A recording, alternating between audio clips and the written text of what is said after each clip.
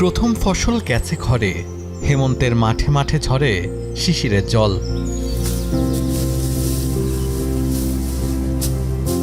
জল আর মাটি যে ফসলকে পরিপক্ক করে তুলেছে, সেই পাকা ফসল এখন তোলার পালা।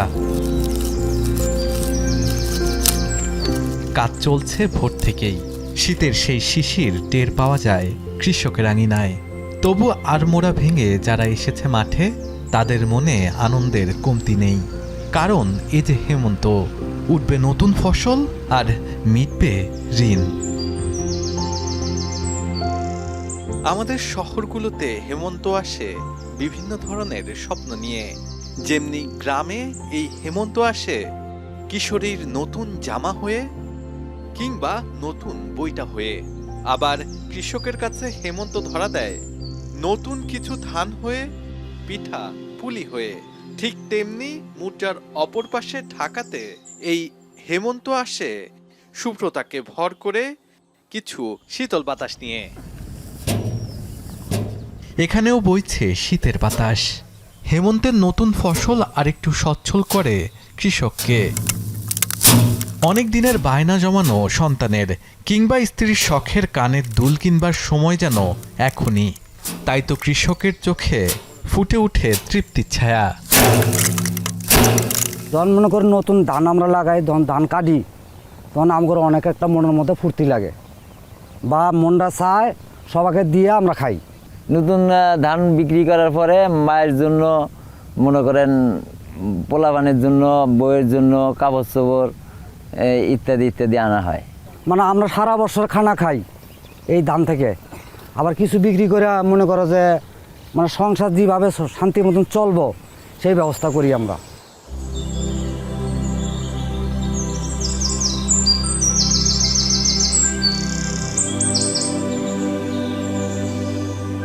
দিগন্তচোরা মাঠে ভেসে আসে কৃষানির সুর। কুমড়ো শাকের ক্ষেতের দায়িত্বটা যেন তার। সকালের রান্না শেষে সেও আসে মাঠে। বেলা বাড়তেই কৃষক আসে সঙ্গিনীর খোঁজে। 3.5 লক্ষ টাকা লাভ বেচছি, আল্লাহ দিলে অনেক 2.5 লক্ষ টাকা লাভ হয়েছে। গৃহস্থ ধান পাইছি 2 লক্ষ টাকা, আল্লাহ দিলে অনেক আবার ধান খেতে ইয়া করে আলু খেতে করছি। হয়ে যায়, কেউর কাছে হাত বাড়ার লাগে না, কেউ দিবেরও পারি না। নিজেরে যা উৎপাদন হয় খাইয়ে টাইয়ে খেত খোলা করে সমান সমান যা মাই জমাই আইয়ে খাওন খুব তোরে জোরে জামেরা 2 দিন 3 দিন থাকে, আল্লাহ দিলে খুব ভালো চলতেছে।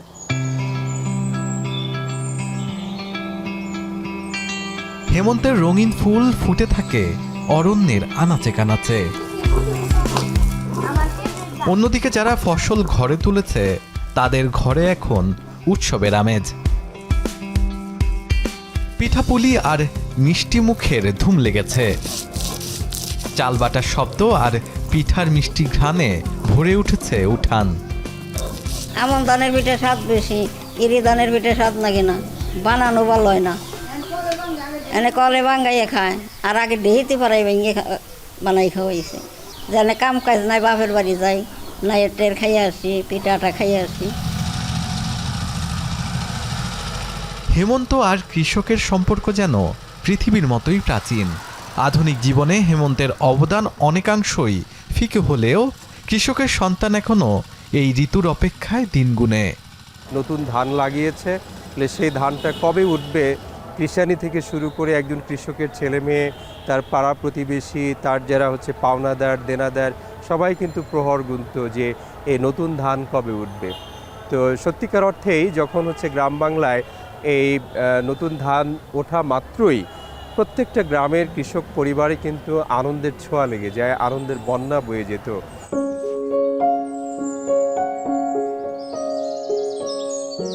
হেমন্তের কবি বলা হয় জীবনানন্দ দাশকে। তার কবিতায় বারবার এসেছে কার্তিক আর অগ্রহায়ণের কথা। তিনি এ ঋতুর দুঃখ সুখ, আলো আধারকে তুলে ধরেছেন অপূর্ব সূক্ষ্মতায়। জানতে চাই কেন হেমন্তের প্রেমে পড়েছিলেন কবি।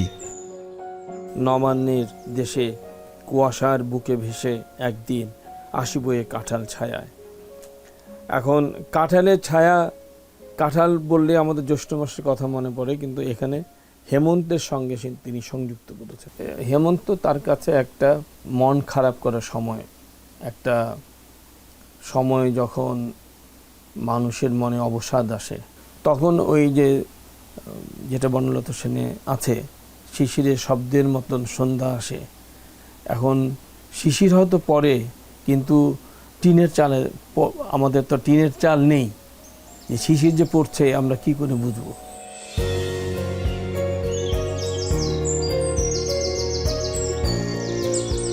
সমস্ত দিনের শেষে শিশিরের শব্দের মতন সন্ধ্যা আসে।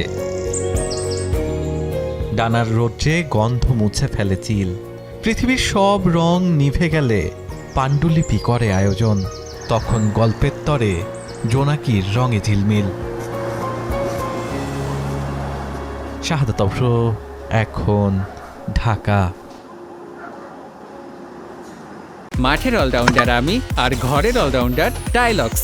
টাইলক্স টয়লেট ক্লিনার, ক্লিন মানেই টাইলক্স।